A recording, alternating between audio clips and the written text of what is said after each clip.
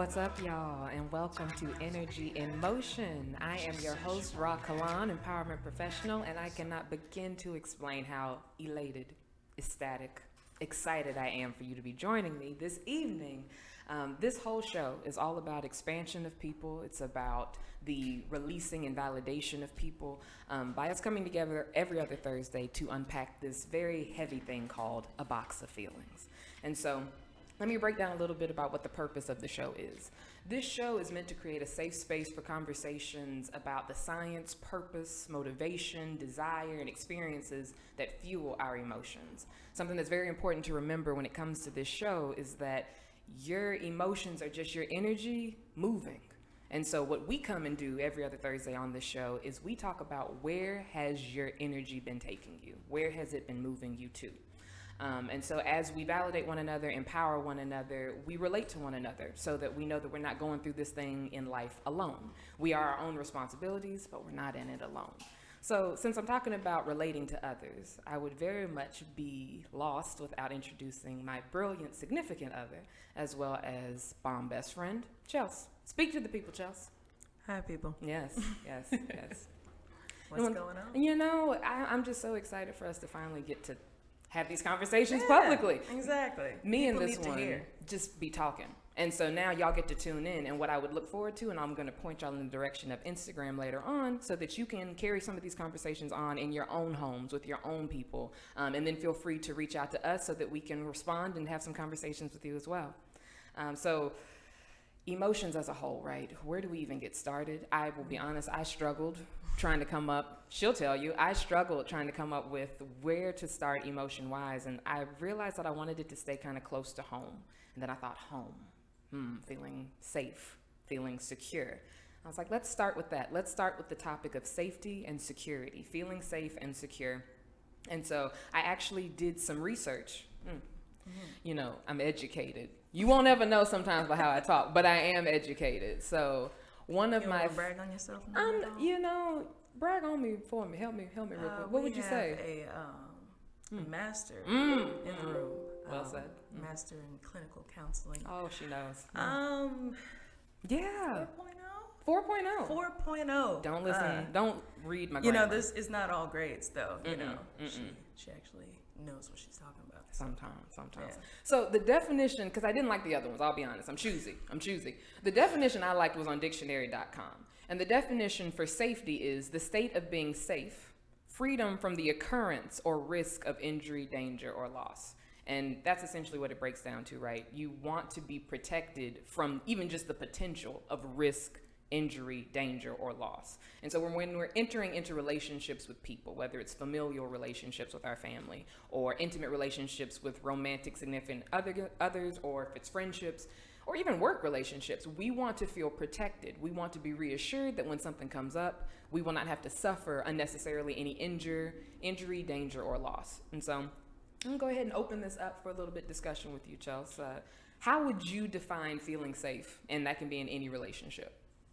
I liked the injury, danger, or loss of those the three. I think that actually hits home for how I feel the definition. I think loss has a wide net. It could be loss of status. It could be loss of something you thought was yours but turned out wasn't yours. Yeah. And so I think people just want to have what they feel is rightfully theirs. Yeah. And when they find out they don't feel, they get shaky. Yeah. And the key word you said, rightfully theirs. I think people get real entitled to other people real quick. And so we'll come back to the rightfully there. So when it comes to feeling safe in these relationships, is that something that has to evolve a lot over time for you, or do you make quick attachments to folks? I'm pretty quick to attach. If you feel like you have good vibes, I'm all about it. That doesn't always serve me the best. Wait, how does it not always serve you the best? Normally it's the other person. It's never me. Yeah, never you. Of course not, no. But some people may perceive how I come off as aggressive or that I'm being fake and that I might have ulterior motives. Like, no one's this nice, no one's this cool. Yeah. She must want something, or she must be trying to blah, blah, blah, blah. And they'd be like snatching their man real close. I'm like, I don't want your man. They're like, what's your number? You know what it is. But yeah, so that's kind of, but people who vibe, it's normally pretty quick that I attach. Yeah. And I would say, just because I'm real big-hearted, I'd love to use the word empath, but I get real stressed out when some people use it all the time. Like, oh, I can't be in this room. My energy is off in here. Like, I'm not one of those. Don't get me wrong. My energy do be off in certain rooms, but I don't call it out like that. But I think because I'm so big-hearted and I connect with people in the way that I do, I attach pretty quickly. I feel entitled and invested in people very quickly. And not that I hold them to some incredible standard, but I always want them to kind of see in them what I see in them. And I see a lot.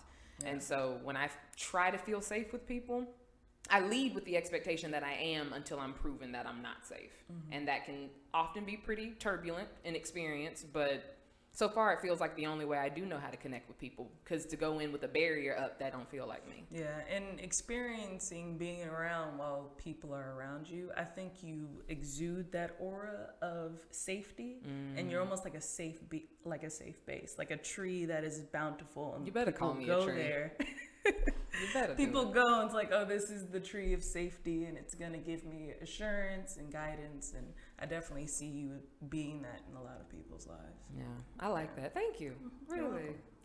So my next question would be, when is a moment you felt unsafe with people you expected to feel safe with, and how did you experience that? Go first. 'Cause I need to think about it. You need to think about it? Okay. So a time that I felt unsafe with people I thought I should feel safe with was, I was with a group of friends, and we were all actually out late at a party. This was around 17, 18 years old. And the person whose party it was, their parents were out of town. I think I'll be honest and admit I crashed the high school party. I was out of high school, graduated high school at 16, but I crashed the high school party. I was of age to still be amongst the people. Right. But that person's parents came home. And when that person's parents came home and everything went left, they somehow ended up scapegoating it into being my idea for coming over to this party specifically. And since I am known for being a little bit more mature, the parents who I had met before expected better out of me. And I was very frustrated because I actually had said, maybe we shouldn't do it. Maybe we shouldn't, but I love a good time. I love a good party. And so I couldn't stay away. So I did take the responsibility of, okay, so there was, for example, underage drinking at this party. There were all these things going on. I was underage too for the drinking aspect. But they really did end up kind of throwing me under the bus. And I remember thinking like, damn, can't trust people. And I'm very trusting. And that's not a situation that I've carried with me very long, but I do remember feeling betrayed. And I don't often feel betrayed. How about you? I couldn't come up with one. Honestly, I haven't been betrayed on a scale that I feel has actually like impacted me feeling safe. Yeah. I've been hoed before, but that's just like the thing that came to mind is so small. Me and my sister are like 4.5 years apart. And so I often would try to hang out with her, but she's a teenager and she wants to be out with her own friends, and I'm young, blah, blah, blah, blah, blah. So I remember her and my cousin were both the same age. They're like within like 10 days of each other or something. Both of my mom and my aunt had a child at the same time. So they're very close, and in general we're all very close, but she wanted to go do her own thing. Obviously. And so they were going somewhere. I don't even remember where they were going.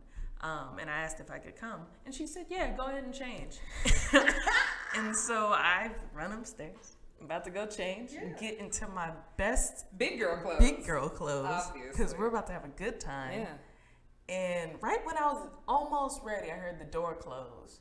And then I was like, And so I go run outside, and by the time I open the door, they're driving away. So that's the closest thing I can think. But no, they definitely hold you. Yeah. That was that. Yeah, I can't even say that is feeling unsafe. That is just. I just got hoed. I just wanted to tell that horrible story so that other people understand. I am always safe. I am kept. I am kept. But I just wanted my sister to know I ain't forgot. I ain't forgotten. I never will. Never. So this reminds me of a conversation we had like years ago, and I think there was like an Instagram meme that said if you were in a room full of people and you had to run to the person you felt safest with, who would you run to? Can you talk a little bit about your... Do you remember my answer? I think I do, but I want you to speak. Whatever I'm opening up, I'm open to what I'm opening. I honestly don't remember my answer. I do remember that post. I think I would have said myself. Did I say myself? Not back then? No, what did I say? Oh, let this be a testimony. Pause. Okay, so back in the day, this one was a negative Nancy, truly. And she has just come leaps and bounds in becoming more of her own advocate, becoming an activist on behalf of Chels. And so the fact that at this moment she thinks she said, I would have ran to me. That's why I asked you to clarify. Ooh, We could have. it's totally beautiful. not This is a had beautiful this happen moment. right I'm now. soaking it up. But you were hoeing me right now. I'm hoeing you in a good way, though. I'm Good pimp to you. That is good to you. Okay. solid pimp. So you say yourself now. Why do you say yourself? I'd like to know what my answer was. I think it was me then. Okay. Yeah. But I love that it's not me anymore. Well, you are me, so that's We why are I the say same. myself. Same thing. We Yeah. are the same. Yeah, I say myself just because I think that it's like I've just come to a level of unshakability, and I think that's strongly due to our friendship. That's probably why I said you initially, but over the years, you've helped me realize that it's me first, Yeah. and then, us or anything outside, because you need to be good with you before you can be anything to anybody else, really, or great to anybody else. You can be something to somebody else. You can be something, but it might not be good. But it's probably not going to be your best self. Yeah. And so if you truly want to give your best to someone else, you have to be good with you. You can't pour from a half-empty cup. So yeah, that's why I would say myself now. It's because I've become more shored up in what that is. What was your answer back then? I'm sure you remember yours. And has it changed? So my first answer, if I had to, and I think it's the same. So let me clarify that. I think my answer is the same now as it was then. If it needed to be a person who, just like first person that came to mind who I would run to would be my mom. If it had to be a person who is living, very likely my father. And then you are a close second, just because of the incredible bond that we have established. Yeah, it gets real gay on here. Yeah. But I think at this point, I would quickly say myself, because I feel like I've absorbed the best out of all three people I just listed. Yes, I love doing that. Yeah, I feel like I've absorbed all the sweetness and the warmth and the reassurance and the grace and the confidence and the goofiness and the playfulness and just the sturdiness that all of those people would have made me want to run to them for. Yeah. What are some key absorptions that you've had over your life in regards to safety and feeling secure? Well, in the beginning, I didn't feel so safe. I came into the world feeling safe. Came into the world feeling like a badass. Yeah. Like I came in here confident. The baby pictures say so. Strong bulldog face too, like mug 'em. But then around like my early childhood, there were a lot of like sexual assaults. There were a lot of painful times, a lot of dangerous situations that at the time, because of not feeling confident enough to say anything about it, I didn't. And so that made me not feel safe. Not only because I couldn't say anything about it, or if I did, I feared more of what would happen if I did say what was going on.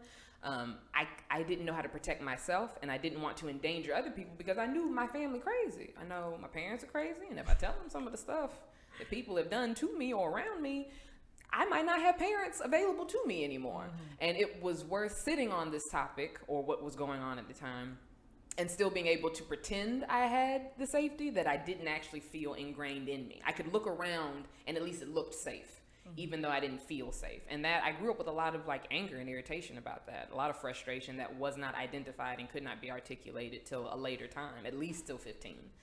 And so the first couple lessons I got about safety were figure out how to take care of you. Figure out how to take care of you. Then being someone who was homeschooled for a while, and everybody has the stigma about homeschool kids, we are awkward. Very awkward. So awkward. But some of us, if you catch us in time, we can outgrow some of that awkwardness. But So it was too late for you? So late. So late. No time to outgrow Yeah, it. they just missed the window. You know, my prefrontal lobe has developed. I'm stuck like this. This is how I'm going to be. Yeah. But no, I would say that I got bullied a lot growing up. Got bullied so much. So that also reassured me of take care of yourself. And it wasn't that other people around didn't want to vouch for me, but I didn't feel like they were any more capable of it than I was. So I think as I grew up, I became compassionate more so towards the people who hurt me or who I didn't feel protected me. And so that took some of the bite out of my need to protect me. So there's a softness to how I guide and look after me, but there is still a ferocity to the fact that I know at the end of the day, it's me who's got me. Yeah. And so that's why, even though there ain't nobody like mama and there ain't nobody like daddy, there ain't nobody like me either for me. Yeah. Good follow-up question. Look at you asking questions. She's actually much better at asking questions than she is at answering questions. Yeah, probably. Often. I'm an inquisitive soul. So you had brought up because that's my tagline now. Chels, the inquisitive soul. Thank you very much. I like that. It's great. We need to jot that down. Ready? We'll put it down. I need it now. Okay. The awkwardness is real. So a question that when I asked you, because I told you, because this is not as great as On the Spot where I just surprise my guests. Shameless plug. Watch On the Spot on Wednesdays. Yeah. But I talked to you a little bit about what I wanted to talk about tonight on the show. And you had brought up a question of who do you think is responsible for healing the trauma that you have in regards to safety? So when you do not feel safe, or it's because of a particular relationship or a familial relationship, what do you think about your own question? I think there isn't just one answer. I think it really depends on you and the trauma that you've experienced. If it can be healed with the person who did it, I think that's key. I think that would be the best because they have to take responsibility for what they brought to the table. And so safety has a whole range of things. So often I have conversations with my mom about how certain things she put in place to try to protect me actually ended up stifling me in the end or making me feel, I guess, to where I wasn't safe in an area that I now know I am safe. Do you mind sharing an example? The prevalent example I can feel, and just, I mean, in general, our parents kind of just have a general way about them, so I can't pinpoint exactly what it was, but my mom, it can be very, like, paranoid and just is always, like, you know, come in before the streetlights are on and don't talk to strangers and all these things typical matter. things. Exactly. Those sound about right. Yeah. She was pretty adamant about it. And I mean, I only know my mama, so I'm sure there's people way more adamant about it. Yeah. But it instilled a fear in me that I don't enjoy anymore and I'm trying to release. And so something that was very mind-blowing when we first met is how many solo trips you would take. Trips to Bali and all kind of places by yourself. And I'm like, by yourself? like nobody? Like, you ain't even got, like, texting. Like, you sending emails. And like, I don't anything. even pay to be able to call nobody over there because it's expensive unnecessarily. So that's something that really cracked me open because I'd never even considered it. And so that's a level of safety that I feel if my mom was more adventurous or did expose me to those things, that I would be able to do that more. And so that's not the best example that I'm speaking of, but there's been times and conversations that I've had with my mom that I was like, you know, you did this and it kind of affected me this way, and you have to be able to have that conversation. A lot of parents aren't open to that conversation, even when you're an adult. And like, girl, blah, blah, blah. Yeah, you all right. Yeah, exactly. It's like, I did what I had to do, blah, blah, blah. And I'm not saying that they didn't do what they have to do, but it's still validating for my mom to listen to the fact that it affected me this way, and that I'm currently working on, you know, overcoming that. And she can, just her saying, you know, I'm sorry that you felt that way, this is where I was at, blah, blah, blah. And seeing your parent as a human, just another person who decided to have a child. They're not perfect. They don't have any secret answers that, ever, you know, exactly. They just have time and experience. That was very validating. And so as far as, since I don't have a lot of trauma with safety, that would be my example of something where you can heal with the person who has caused any trauma to you. But I think in overall, all of your growth is your own responsibility, and you can't, if they're not willing to give it to you, then you have to be okay with not getting it from them and getting it, you know, from yourself. Even if they never apologize, you have to be able to pull over to that. And see, I think that takes a lot more awareness of self than a lot of people are interested in investing time in. Yeah. And the fact that you're investing time in this show means you're doing some self-care, so I'm proud of you right now. Truly proud of you. But truly, it's asking someone to say, I know that I feel hurt, and it's easier to project outwards and say, it is your fault, you did this to me, than to say, this has happened. How can I tend to myself now? It is not about pointing a finger. That won't fix it, even if I do have someone else to blame. Right. And sometimes it's easier, honestly, if I realize that it is me that I have the problem with, because I can work that out. If it's someone else, I can't be sure on how they'll respond. I can't be sure if they're mature enough or open to this conversation. But if I have the problem with me, then I know I can schedule some time to talk. Yeah. And I feel like even if you're trying to bring it to someone else, you have to be in a somewhat solid ground. It doesn't have to be solidified, but you at least have to, like, you know, put some foundation on it before you want to start building up, you know, the healing. And that's a good point, because you'll quickly slide into quicksand, because if you enter into those conversations looking for closure without already having given yourself closure, you're likely going to end up more hurt. Yeah, you come out more damaged. Come out more damaged, like quicksand. You thought you was going to walk up and be like, and another thing, and then before you know it, you know, you nose deep in mud, you know? Yeah. So some of what you said brought up like two different things. I'm trying to remember both of the things. See, I got a pen. I need to write these things down. You talked about me traveling and being comfortable to travel by myself. And that made me start thinking about safety, not just in the sense of how we're talking about it, like emotions, but safety, like physical safety. That was part of the three. Exactly. Yeah, So injury, loss, damage, danger. And so I thought about how emotional, because anywhere I go, I'm an emotional being. So I went, as she said, to Bali, in like the Ubud of Indonesia area. And I got over there, and as soon as I got off the plane and heard everybody speaking Balinese, I realized I did not. I did not speak this language. I don't know the currency exchange. I don't know how, all the things. I start listing off all the things I don't know. And for a second, I panicked, and then I remembered I came on this trip with this eat, pray, love desire in mind. Balling on a budget, but eat, pray, love desire in mind for real. And I came over with the intentions of spreading my mom's ashes. I came over with the intentions of becoming more at ease and at peace with myself. And I figured if my intuition led me here, it's for a good reason. It's not just going to drop me off in Indonesia and then leave me to fend for myself. And so right after Unless that's what you need. Unless that's what I need. And it knew I did not want that, though. Yeah. She was like, she needs it in a different way, because this one will lose her ish. This one, no. The universe knows. It knows. Right.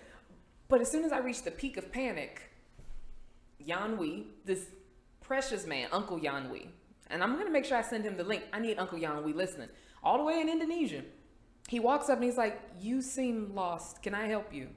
And that reassured me so quickly in the safety that I carry with me. Not just in a physical sense, because anything could happen. Like, I'm a woman traveling in the world, but I don't live my life in the sense of what could go wrong. I live my life in the sense of what could go right. And a lot of people find that naive, and a lot of people find that foolish. My aunts will attest to the fact that one of my aunts called and said, it's flooding in Indonesia 2 days before I went. And I said, what part? They said, I don't know. I just know it's flooding in Indonesia. And I was like, that's like someone saying it's flooding in Texas. What part? As to, is it dangerous or not? It's probably Dallas. It's probably Dallas because of how it's been. But it's the whole point of people will try to instill fear in you because of their lack of feeling safe in their own surroundings. And so kind of like with what you were saying about your own mom, she had paranoia from her experiences, seen enough in life to know, I want my kids to go by these certain rules. And fortunately, I have parents who would not have put those things on me. My parents' interests were, did you have fun? Anytime I was going somewhere, have fun. Anytime I came back, did you have fun? That was the focus. Be responsible, take care of yourself, but have fun. So even after mom had passed, dad was still like, hey, yeah, go have fun. Don't listen to your aunt. Go have fun. And while I was there trekking along the whole time, mom was like, are we having fun? I think we're having fun. So that definitely made me relate to that because the experiences are different. And I remember we had a conversation in the car one night too, where you were talking about your mom didn't teach you to fear. And that was really profound because I never thought that. I never thought about it that way, but I like that. Yeah. Another thing, I might have just lost my point. Oh no, I got it. Oh. Got it. The Got it. universe always provides. Something that you said reminded me of the fact that when parents are teaching you to fear, they're not teaching you this out of some malice towards you. They're teaching from the basis of where they're at. So when your aunt is telling you to, it's flooding, like just they have that trepidation about it. That comes from, actually, I would like to know where you think that comes from. Just like a general fear, like from all the different people who, told you to, by yourself? Yeah, Where do you think that comes from? I think it comes from human nature of wanting to be prepared and not put yourself in situations where you would be at a disadvantage. Mm-hmm. Never intentionally go somewhere where you could be at a disadvantage. Yeah. And those are usually the places where you could learn your best advantages if Yeah. you would go to those places. Mm-hmm. So you can either choose to be afraid and not go there, or to be reckless in their minds and go there and see what it's about. And then those are the people who are like, oh, I'd love to travel and go there, but I'm afraid of planes. I'm like, okay, well, then you're going to have to give up something, either that dream or the fear. Yeah, I definitely agree with that. I also think that people are just risk averse in general. But do you think we've always been, or do you think we're becoming more risk averse? I don't know. I'm not old enough to know. There's not enough history under me. Yeah, I'm not sure exactly. I think it's really just about making sure that you got yours. And so why risk mine when I can make sure it's always safe? But like you're saying, you don't. Right where you pass that boundary of safety is where you can grow. Yeah. And I think people, like, if something bad happens, then they prove themselves right. See, I shouldn't have stepped over that line, blah, blah, blah. But if you can see, instead of, why is this happening, and switch that to what is this teaching me, that step into danger was exactly what you needed to grow and to learn. And so instead of always seeing it as like, oh, I failed, or, oh, this is bad, anything that happens to you, good or bad, is a moment for you to learn and to grow. And if you learn and you grow, then it's never in vain, I feel. And I think that's the thing. Most of the things that we live our lives by, like the typical sayings, like, time heals all wounds, and, you have to, walk before you run. All these things actually did add up to be true in the end. So when we're learning things like, you have to learn on your own experience versus listening to someone else, we get tired of hearing it, but it's true. It's a trial by fire life that we live, and those are the best lessons. And I think people get tired of hearing the old saying of, life is a lesson and every mistake is a lesson, because it doesn't make them feel validated. But do you want to be mad, or do you want to be better? That's a good question. Do you want to? I think people want to be mad. I think people want to be mad. I think it's easier to be mad than to do something. Yeah. And so and most people wouldn't fault you for being mad. And so they'd connect with you. Yeah. And so there's this whole, like, the glorified struggle and all of it. Like, people are just they almost reminisce and find connection in the fact that, I don't know how to put a phrase to it, but I think, Exactly. But I feel like it's the main point of, people get annoyed if people seem braggy or arrogant. So if you're talking to people about what's going right, they don't really want to hear that too long before they're like, oh, they're so full of themselves. But if you start complaining, everybody got a complaint story. Yeah. Everybody. This one time, this cashier, a waiter this other time, my hobby. Sometimes that's people's only form of conversation, is to talk about what's not going right. And it's funny, like, as I've grown more and more into whatever this being is, I've gotten less... not susceptible, just okay with listening to that. Yeah. My tolerance has gotten to the point where I can't. And so there's definitely been times, I think, especially with you, like, if we're in a group and someone's going off, I will literally get up and walk away. She does. And it's not like they're talking directly to me and I look they're in their talking to eyes the group and stand up. Yeah. But if I can get them, and especially if they are starting to talk to me, if I can get them to talk to the group, and I find a window, I will remove myself. And I'll just, you'll go walk the dog. Someone else's dog. I have definitely walked someone else's dog to get out of the room. But that dog wanted to go outside. The dog, and she did too. Yeah. Exactly. Everybody wanted to go outside. It was a nice night. It was a great night. I didn't blame you for that. Yeah.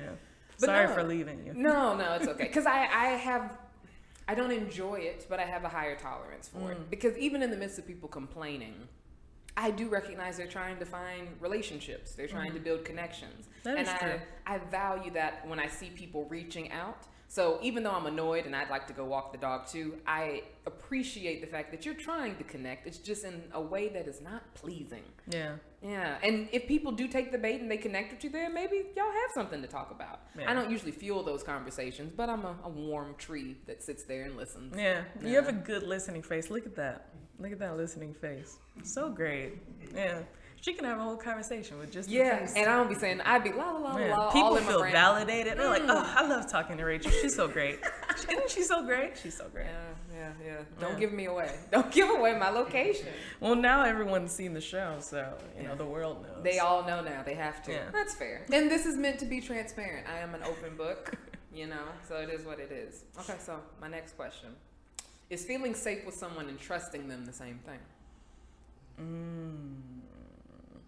Let me think of my answer too.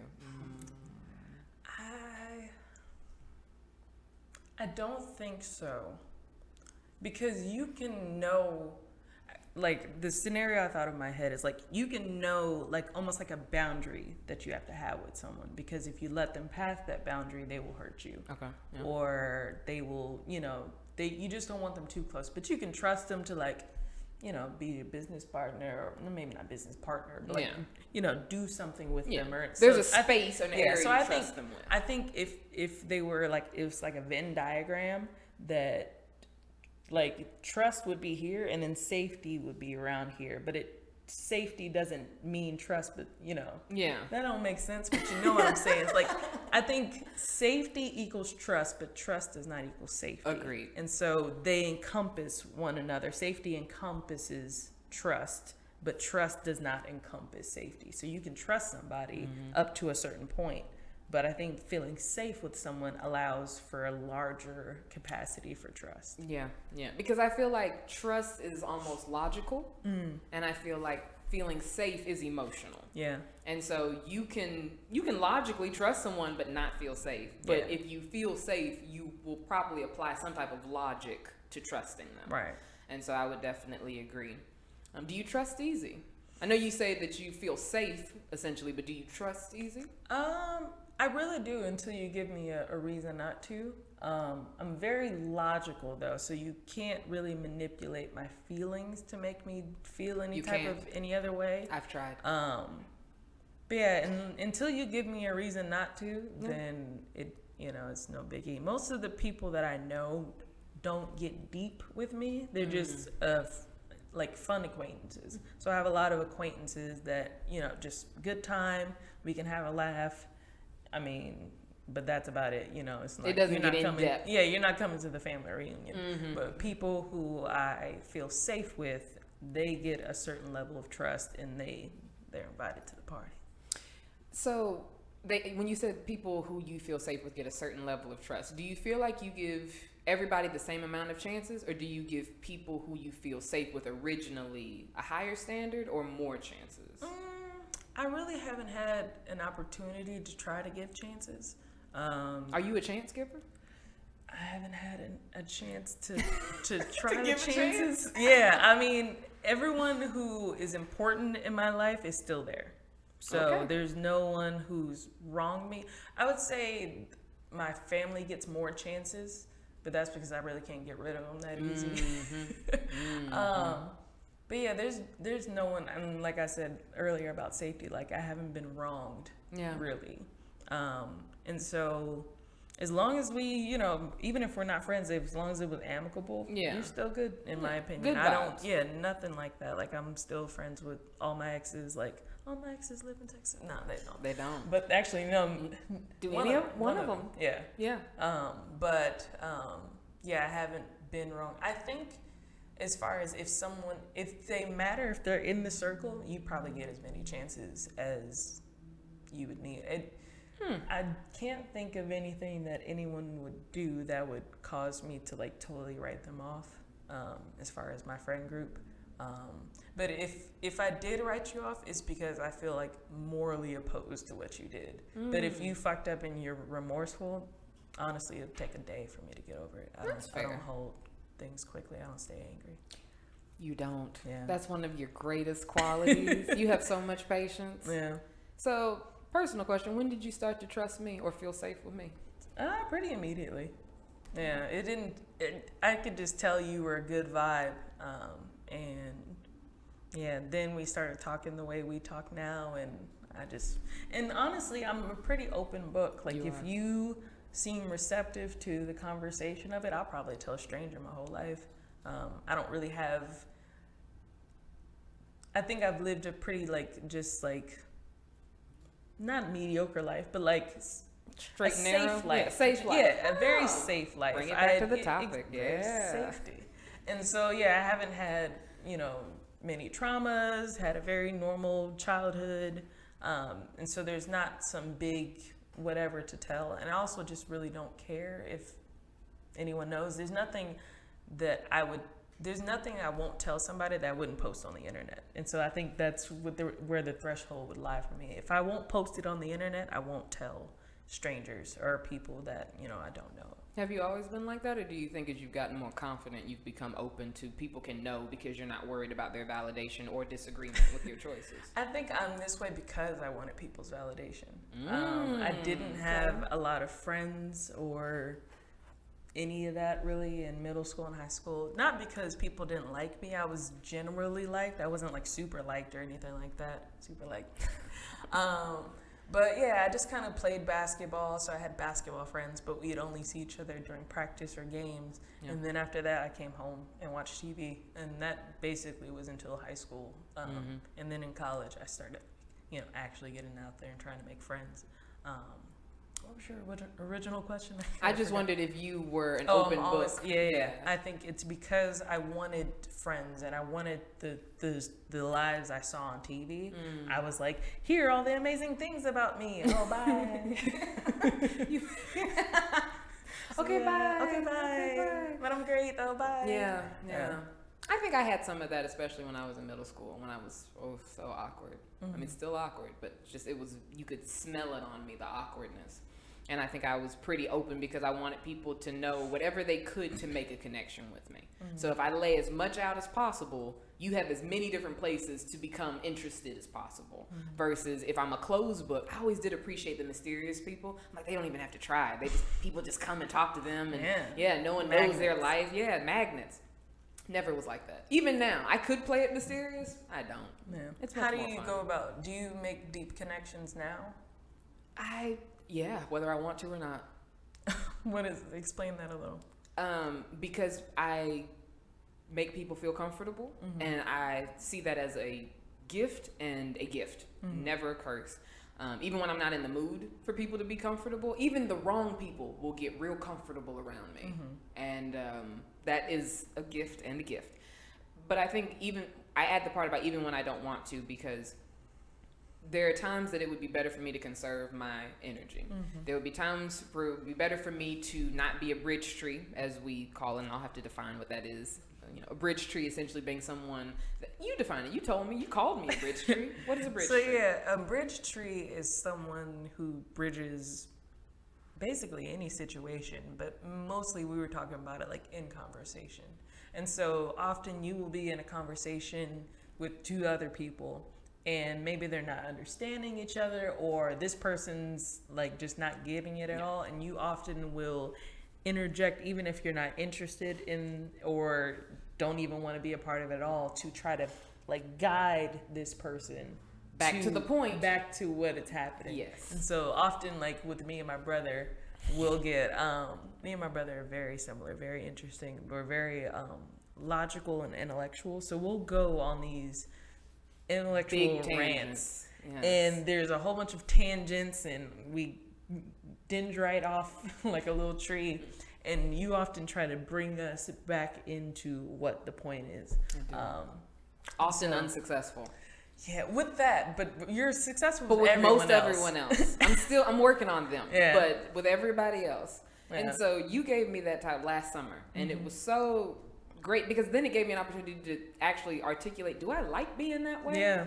And I'm still working on that. I find that I do enjoy it because it feels purposeful. And I'm very big in, like, if it feels instinctual, follow that feeling. But the reason why I say I form deep connections, whether when I'm in the mood to and when I'm not, is because when people start to feel comfortable, they share that with you. And that's a big responsibility when people offer you their vulnerability. It's not a light thing, because when I'm vulnerable, I know how big that is for me. And I'm pretty in touch with my feelings, and I'm very self-aware. So when I'm talking to someone who I know isn't very in touch with their feelings or is not very self-aware, I feel even more responsible to guide them back to themselves before I drop this conversation and go walk the dog. Right. You know, I want to make sure that they know what's going on. They can at least regroup and process and be at a good place when I'm no longer a part of the conversation, because I always feel like I want to leave people better, like, than I found them. Right. Bridge tree. Bridge tree. Bridge tree bits. So, have you ever violated someone's trust? Or have you ever had a feeling like someone no longer felt safe with you anymore because of something you did? Dig deep. Yeah, I mean, You can Go ahead. use us as the example. Airbnb, the old lady. Yeah. Ooh. Do you Tell- want to set it up? No, I want you to tell all the people how you did me. How I violated. That could have been. You hoed me. I think that was more of a hoeing than a violating trust, but I also didn't realize I was violating your trust. Miscommunication Right. / hoeing. So we were going to Arkansas, right? So we got an Airbnb. That's how we do it. Yeah. And we like to get Airbnbs that are kind of like tucked off, naturey, lakes, all kind of trees. Yeah, exactly. Yeah. So it was a beautiful weekend to go to Arkansas. And so we drove up.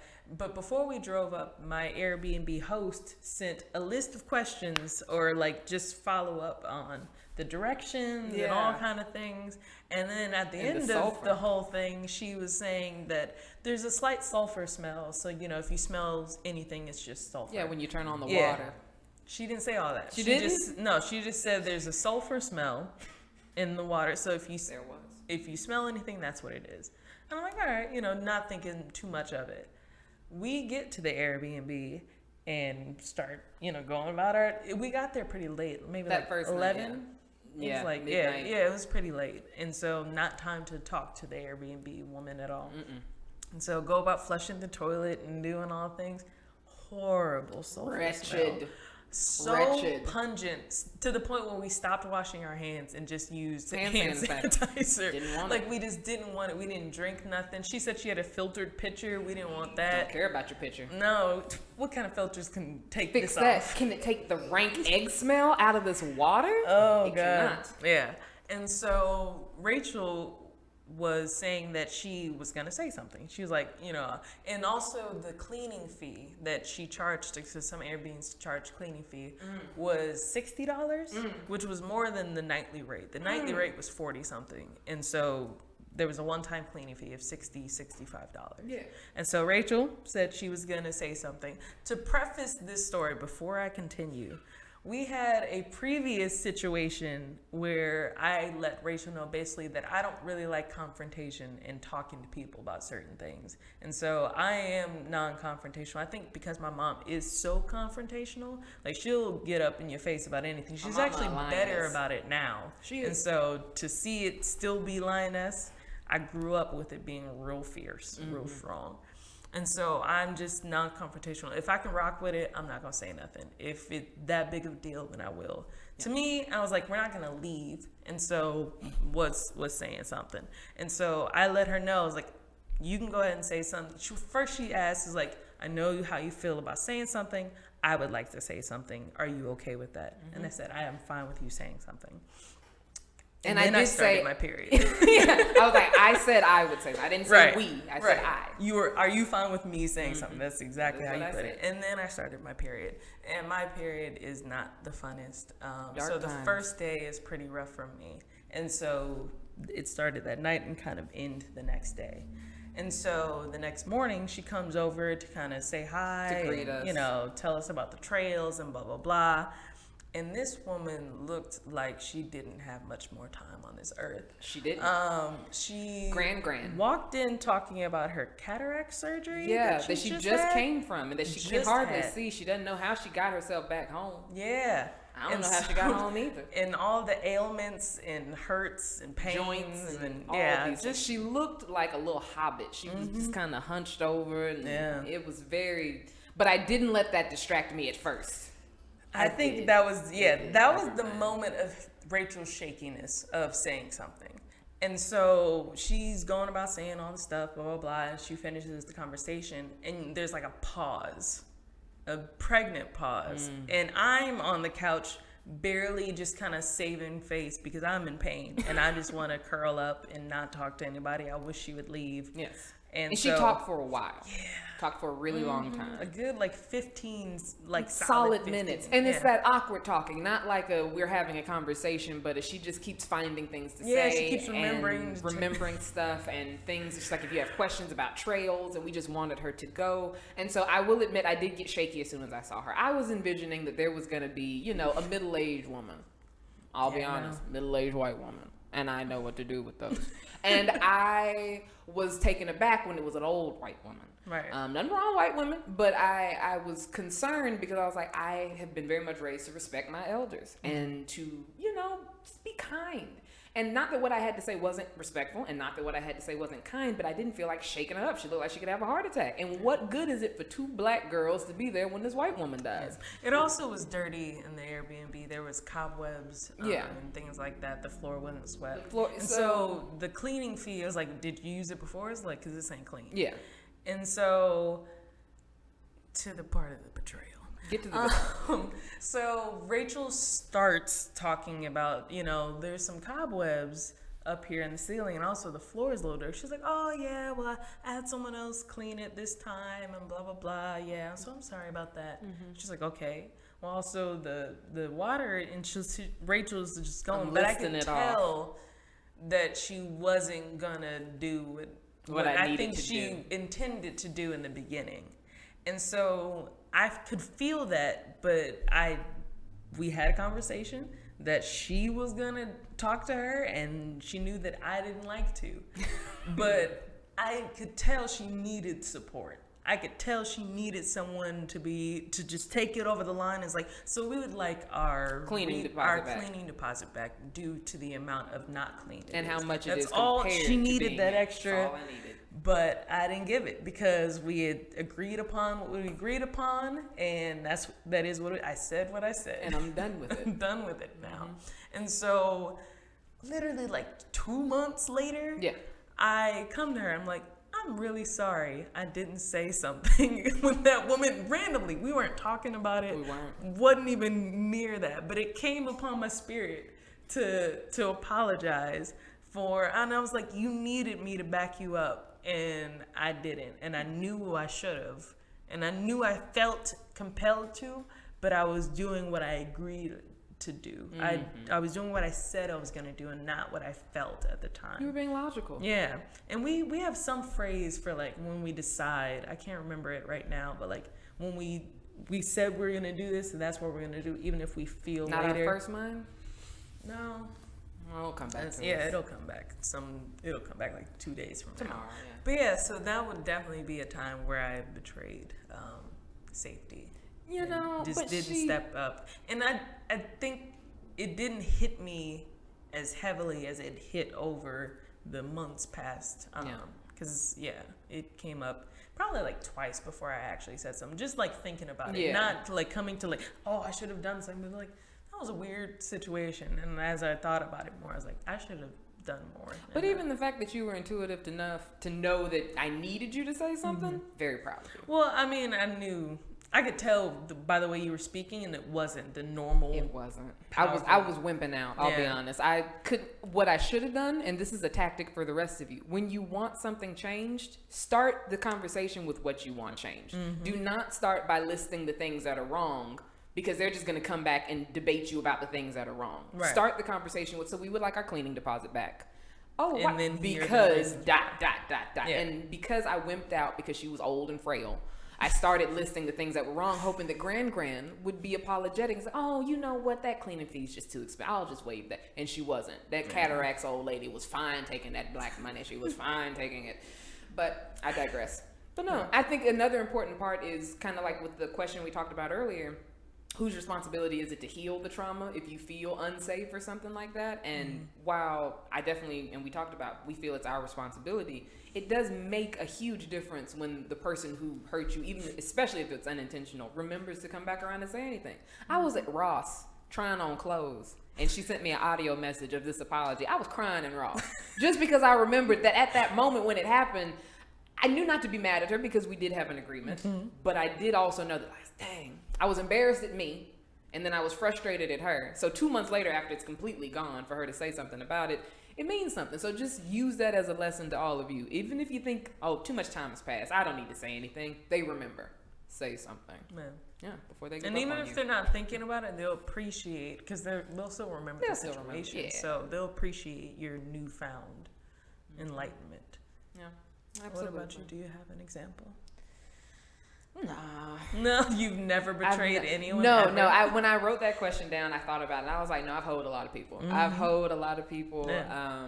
I've been one that I can be honest. I wouldn't consider myself a messy person, but I have at least 3 times told someone else something they weren't supposed to know, and my intention was not being messy, but it was messy, and I can completely own up to that. So I feel like that's a sense of betrayal, or the person whose business I told, even though I had good intentions, my impact was hurtful. They probably don't care that I had good intentions, so I would still consider that violating someone's trust.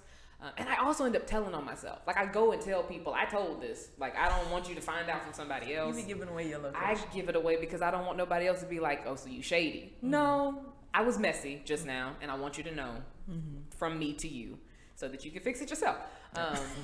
But essentially, no. It's your responsibility now. I feel like I have definitely violated people's trust. But because of how sensitive I am to it, I find that at least 2 of those times I cared more about it than the person did. When I went and told on myself, they're like, it's not that big of a deal. Because I was so, like, sorry about it. And then the other time, the person was rightfully mad. And I allowed them and gave them space. And to be honest, we don't talk now. Probably because of that very situation. And I'm sad about that, but I don't miss them. So life keeps going. And so we keep trekking along. And then another thing that I have to give a complete and utter shout out, those of you who know me will understand, this is the 1-year anniversary, talking about safety, of my beloved Victoria Queen of Shadows being returned to me. Last year, on April 18th, my car was stolen and my dog was inside. And that was the most angry and unsafe I had felt, because I felt like I had put I don't got kids, my fur baby's all I got. I felt I had put her in danger's way just going to visit this one. Happened at her apartment complex. And it took a week. I got my car back in 3 hours. I found that. But it took a week to get my dog back. And the level of support that the world showed. There were people who were sharing the video and the posts I was sharing about my dog being missing in England and in Australia. I don't know why they were doing it, other than the fact that they cared. Maybe they know somebody in Dallas. Maybe they know somebody in Dallas. But that reassured me. After something so traumatic could happen, that could have shifted my faith, that could have shifted how I felt about being safe in the world and people's natures, the amount of support I got after that overwhelmed me with how much on the other end of the spectrum I ended up feeling. I felt better about people at the end of the situation, and I felt safer in the world after this situation, because I don't doubt and I don't belittle the fact that there are people out there who are going to make negative decisions and do some messed up stuff, and it's going to impact my life. But I also know that the level of safe that I am and the level of kept I am is palpable. And I was so thankful to get to be an example to other people who followed that story for that week, so they could see things do work out. Things do have a happy ending. And I choose not to add the sometimes in there, because that can be what you focus on, or you can focus on all the other times that it doesn't work out. But I just have to give a thorough shout out to Victoria. Yeah. She's a streetwalker now. She's a streetwalker. Yeah, she's of these streets. She's such a brave She's dog back now. Yeah. Gummy babe. Anyways, so I wanna wrap up this show by summarizing a couple of different points, and then we'll get to a segment before the end. But it sounds like when it comes to safety, what I want to reassure other people about is that you have the opportunity to feel safe at all times. You have the opportunity to make yourself feel reassured. It doesn't matter where you are in the world. It doesn't matter who is with you or who is not with you, who hurt you, who didn't hurt you. It comes down to, do you want to feel better? And you deserve to feel better. I think you should be very open to the idea that you came into the world on your own and you're going to leave the world by yourself. So in the meantime, you need to be the safest place you have. The world is not dangerous. People's intentions can be when they're misled. And so the best weapon against that is to lead yourself properly. A lot of times people say, I want someone that feels like home to me, but we need to be our own homes to ourselves. Just because there's no one who could welcome me the way I can welcome me. There's no one who could welcome you the way you can welcome you. And at the end of the day, when you do find someone who you want to share your life with, when you do find someone like that, you don't want it to be their responsibility to be home or to be anything. You want to be able to share your joy with them, not ask them to provide joy to you. And so at the end of this very awesome first episode of Energy in Motion, I would like to thank my beloved Chels for showing up and talking to the people and being as transparent as she has been, and me getting to be as transparent as I've gotten to be with you as well. And then I also want to do a couple of shameless plugs. So let me get those out now. Yeah. So the first shameless plug is this show is every other Thursday at 8:30 p.m. Every other Thursday. Our next show will be May 9th. If you're interested in knowing what the topic will be about, you have to follow me on Instagram. The Instagram for this specific show is the number 3, the letter N, and the word motion. So 3 in motion on Instagram. Follow and you'll be able to not only find out about next time's episode, but also be able to have this list of questions that we talked about tonight. And you can ask yourself, you can ask your significant other, your family, your friends these questions, and then you can kind of dig a little deeper into your own life. And you should. That's what life is about. Dig deep. So make sure that you check out 50 Shades with Jay. That's also on this KMWI station tomorrow at 8:30. And we will see y'all next time. Bye, guys. Bye, guys.